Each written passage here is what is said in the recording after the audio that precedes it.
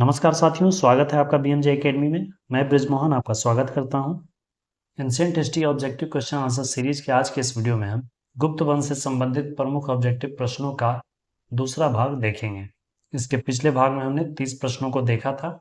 यदि आपने उस वीडियो को नहीं देखा है तो उसे भी अवश्य देख लें, उसका लिंक डिस्क्रिप्शन में दिया हुआ है। तो आइए दोस्तों, बिना देर किए अब शुरू करते हैं। पिछले वीडियो का अंतिम प्रश्न था, निम्नलिखित शासकों में से किस एक ने 4 अश्वमेध यज्ञों का संपादन किया था? इसका उत्तर था प्रवरसेन प्रथम। दोस्तों, आप कमेंट करके बताएं कि प्रवरसेन प्रथम किस वंश के शासक थे। आइए इसके आगे के प्रश्नों को देखते हैं। गुप्त काल में भूमि राजस्व की दर क्या थी? गुप्त काल में भूमि राजस्व की दर थी उपज का 6ठा हिस्सा। गुप्तकालीन अर्थव्यवस्था का आधार कृषि था, जिसमें भू राजस्व की दर 1/6 भाग थी। चरक और नागार्जुन किसके दरबार की शोभा थे? कुषाण शासक कनिष्क के दरबार में चरक, नागार्जुन, अश्वघोष, सुश्रुत रहते थे। गुप्त काल में गुजरात, बंगाल, दक्कन एवं तमिल राष्ट्र में स्थित केंद्र किससे संबंधित थे? ये सभी केंद्र सूती वस्त्र उत्पादन से संबंधित थे। गुप्त काल में सूती वस्त्र व्यापार बड़े पैमाने पर किया जाता था और गुप्त काल में प्रमुख व्यापारिक केंद्र उज्जैन था। निम्नलिखित में से किस गुप्त राजा का एक अन्य नाम देवगुप्त था? चंद्रगुप्त द्वितीय के बचपन का नाम देवगुप्त तथा देवराज था। चंद्रगुप्त द्वितीय समुद्रगुप्त का पुत्र था। इसने शकों को पराजित किया और विक्रमादित्य की उपाधि धारण की थी। चंद्रगुप्त द्वितीय ने विक्रमादित्य के अलावे विक्रमांक और परम भागवत की भी उपाधि ली थी। नगरों का क्रमिक पतन किस काल की महत्वपूर्ण विशेषता थी? यह गुप्त काल की ही विशेषता है। नगरों का क्रमिक पतन की शुरुआत गुप्त काल में हुई, जिसका सबसे बड़ा कारण था सामंती व्यवस्था। सामंती व्यवस्था के कारण गुप्त साम्राज्य छोटे छोटे क्षेत्रों में विभाजित होते चले गए, जिससे केंद्रीय सत्ता कमजोर होती चली गई और नगरों का पतन होने लगा। बाल विवाह की प्रथा कब आरंभ हुई? बाल विवाह की प्रथा का आरंभ गुप्त काल में ही हुआ। लिच्छवी दौहित्र किसे कहते थे? लिच्छवी दौहित्र कहा गया है समुद्रगुप्त को। समुद्रगुप्त चंद्रगुप्त प्रथम तथा लिच्छवी राजकुमारी कुमार देवी का पुत्र था, इसलिए समुद्रगुप्त को प्रयाग प्रशस्ति अभिलेख में लिच्छवी दौहित्र भी कहा गया है। कुतुब मीनार के निकट स्थित लौह स्तंभ वैज्ञानिकों का ध्यान क्यों खींच रही है? इस लौह स्तंभ की खासियत है उसकी जंग रोधकता के कारण। उसमें अब तक जंग नहीं लगा है। संवत और उसकी शुरुआत का मिलान करना है। विक्रम संवत की शुरुआत 58 ईसा पूर्व, शक संवत 78 ईस्वी, गुप्त संवत की शुरुआत 319 या 320 ईस्वी और कली संवत 606 ईस्वी। तो उत्तर इसका हो जाएगा 4321। भारत की यात्रा करने वाले चीनी यात्री हिनशांग ने तत्कालीन भारत की सामान्य दशाओं और संस्कृति का वर्णन किया है। इस संबंध में निम्नलिखित में से कौन सा कथन सही है? सड़क और नदी मार्ग लूटमार से पूरी तरह सुरक्षित थे। यह कथन गलत है। जहां तक अपराधों के लिए दंड का प्रश्न है, अग्नि, जल, विष द्वारा सत्य परीक्षा किया जाना ही किसी भी व्यक्ति की निर्दोषिता अथवा दोष के निर्णय के साधन थे। यह कथन सत्य है। व्यापारियों को नौघाटों और नौकों पर शुल्क देना पड़ता था। यह कथन भी सही है। तो इसका उत्तर हो जाएगा केवल 2 और 3। अगला प्रश्न है, नर्मदा नदी पर सम्राट हर्ष के दक्षिणावर्ती अग्रगमन को किसने रोका? जब हर्षवर्धन उत्तर भारत के सभी क्षेत्रों को जीतकर दक्षिण भारत की ओर अपना अभियान शुरू किया, तो नर्मदा नदी के तट पर चालुक्य वंश के शासक पुलकेशिन द्वितीय ने उसे पराजित कर उसका दक्षिण भारत का अभियान को रोका। कौशेय शब्द का प्रयोग किया गया है किसके लिए?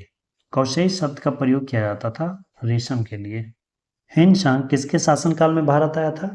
हेनशांग पुष्यभूति या वर्धन वंश के सम्राट हर्षवर्धन के शासनकाल में भारत आया था। हेनशांग 629 ईस्वी से 645 ईस्वी तक भारत में रहा। उसने अपनी पुस्तक सी यू की में भारत में की गई यात्राओं का विवरण दिया है। निम्नलिखित कथन में से कौन सा 8वीं शताब्दी के संत शंकराचार्य के बारे में सही नहीं है? उन्होंने भारत के विभिन्न क्षेत्रों में 4 धाम स्थापित किए। यह कथन सत्य है।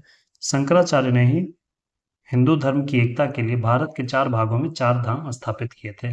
उन्होंने बौद्ध तथा जैन धर्म के विस्तार पर रोक लगाई। यह कथन भी सही है। उन्होंने प्रयाग को तीर्थराज नाम दिया। यह कथन गलत है। उन्होंने वेदांत का प्रचार प्रसार किया। यह कथन सही है। तो इसमें से गलत कथन है सी। निम्नलिखित में से कौन सा चार धाम में सम्मिलित नहीं है? चार धाम में सम्मिलित नहीं है मानसरोवर। मानसरोवर हिमालय पर्वत श्रृंखला पर एक झील है जिससे सिंधु, सतलज और ब्रह्मपुत्र नदियों का उद्गम हुआ है। हर्ष के साम्राज्य की राजधानी क्या थी? वर्धन वंश की प्रारंभिक राजधानी थानेश्वर थी, परंतु हर्षवर्धन के समय में उसके साम्राज्य की राजधानी कन्नौज थी। निम्नलिखित में से अद्वैत वेदांत के अनुसार किसके द्वारा मुक्ति प्राप्त की जा सकती है? ये सब प्रश्न भक्ति आंदोलन से संबंधित हैं। इसका उत्तर होगा ज्ञान। ज्ञान के द्वारा मुक्ति प्राप्त की जा सकती है। हर्षवर्धन के शासनकाल में किस चीनी यात्री ने भारत की यात्रा की थी? दोस्तों, इस प्रश्न का उत्तर आप कमेंट करके बताएं, और उससे संबंधित जो भी आप बता सकते हैं वो आप कमेंट करके जरूर बताएं। प्रमुख व्यक्तित्व हैं और उनसे संबंधित क्षेत्र है, उसका मिलान करना है। विशाख दत्त नाटककार थे। इन्होंने मुद्रा राक्षस और देवी चंद्रगुप्तम नाटक की रचना की है। वराहमिहिर खगोल शास्त्री थे। चरक चिकित्सक थे और ब्रह्मगुप्त गणितज्ञ थे। तो इस तरह उत्तर होगा 2, 3, 1, 4। निम्नलिखित कथनों पर विचार कीजिए। चीनी तीर्थयात्री फाहियान ने कनिष्क द्वारा आयोजित की गई चतुर्थ महान बौद्ध परिषद में भाग लिया। यह कथन गलत है। चीनी तीर्थयात्री हेनसांग हर्ष से मिला और उसे बौद्ध धर्म का प्रतिरोध पाया। यह कथन भी गलत है। तो इसका उत्तर हो जाएगा ना ही 1 और ना ही 2, दोनों ही कथन गलत है। निम्नलिखित शासकों में से किसने हर्षवर्धन को पराजित किया था? हर्षवर्धन को पराजित किया था चालुक्य वंश के शासक पुलकेशिन द्वितीय ने। आदि शंकर जो बाद में शंकराचार्य बने, उनका जन्म कहाँ हुआ था? शंकराचार्य का जन्म 686 ईस्वी में केरल के कलाड़ी नामक स्थान में हुआ। इनके पिता भगवान शिव के परम भक्त थे। इन्होंने हिंदू धर्म की एकता के लिए भारत के चारों दिशाओं में 4 मठों की स्थापना की, जिसमें से उत्तर में बद्रीनाथ, दक्षिण में रामेश्वरम, पूर्व में जगन्नाथपुरी और पश्चिम में द्वारिका। शासक और उनके दरबारी कवि का मिलान करना है। चंद्रगुप्त द्वितीय के दरबार में थे कालिदास। समुद्रगुप्त के दरबार में थे हरिसेन, प्रयाग प्रशस्ति लिखी है इन्होंने। हर्षवर्धन के दरबारी कवि थे बाणभट्ट, हर्षचरितम की रचना की है। और अलाउद्दीन खिलजी के दरबार में थे अमीर खुसरो। तो इस तरह उत्तर होगा 4, 1, 2, 3, ऑप्शन बी। हर्ष के दरबार में हेनसांग को एक दूत के रूप में किसने भेजा था?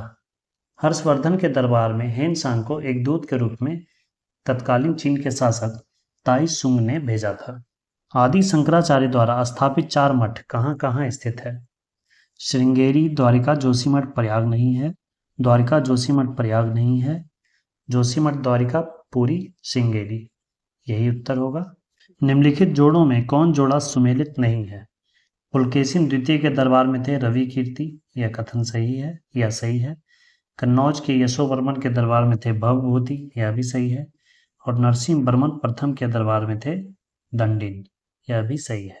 हर्षवर्धन के दरबार में थे बाणभट्ट, ना कि हरिसेन। हरिसेन समुद्रगुप्त के दरबार में थे। ऑप्शन सी सुमेलित नहीं है। गुप्त वंश के निम्नलिखित शासकों को क्रम से लगाइए। गुप्त वंश के संस्थापक थे श्रीगुप्त। श्रीगुप्त का उत्तराधिकारी हुआ घटोत्कच और घटोत्कच का उत्तराधिकारी हुआ चंद्रगुप्त प्रथम, जिसे कि गुप्त वंश का वास्तविक संस्थापक माना जाता है। तो पहला हो गया चंद्रगुप्त प्रथम। चंद्रगुप्त प्रथम का पुत्र हुआ समुद्रगुप्त। समुद्रगुप्त का पुत्र हुआ चंद्रगुप्त द्वितीय और चंद्रगुप्त द्वितीय का पुत्र हुआ कुमारगुप्त और कुमारगुप्त के बाद शासक बना स्कंदगुप्त। तो इस तरह यह बिल्कुल क्रम में ही लगा हुआ है, 1, 2, 3, 4, 5। किस गुप्त शासक को नालंदा विश्वविद्यालय का संस्थापक माना जाता है? नालंदा विश्वविद्यालय की स्थापना कुमारगुप्त ने करवाई थी। निम्नलिखित युग्मों में से कौन सा एक भारतीय षड दर्शन का भाग नहीं है? भारतीय षड दर्शन का भाग नहीं है लोकायत और कापालिक। लोकायत दर्शन चार्वाक दर्शन को ही कहते हैं। पुराणों के अनुसार चंद्रवंशीय शासकों का मूल स्थान क्या था? पुराणों के अनुसार चंद्रवंशीय शासकों का मूल स्थान प्रतिष्ठान था। भारतीय रंगमंच में यवनिका यानी पर्दा गिराने की प्रथा का शुभारंभ किसने किया? यह प्रथा भारतीय रंगमंच में यूनानियों से ली गई थी। इस प्रथा की शुरुआत यूनानियों द्वारा की गई थी। हिंद यूनानियों ने ही भारत के पश्चिमोत्तर सीमा प्रांत में यूनान की प्राचीन कला का विकास किया, जिसे हेलेनिस्टिक आर्ट कहते हैं। इसके साथ ही जो गांधार कला है वह भारतीय कला और यूनानी कला के मिश्रण से ही विकसित हुई है। साथियों, आज के इस वीडियो में इतना ही। इसके आगे के प्रश्नों को हम अगले वीडियो में देखेंगे। दोस्तों, वीडियो से संबंधित अपना फीडबैक जरूर दिया करें और साथ ही आप कमेंट करके अवश्य बताएं कि आप किस परीक्षा की तैयारी कर रहे हैं। दोस्तों, वीडियो पसंद आए तो प्लीज़ लाइक करें और अपने दोस्तों और स्टडी ग्रुप में शेयर करें। वीडियो को अंत तक देखने के लिए धन्यवाद दोस्तों। जय हिंद, वंदे मातरम।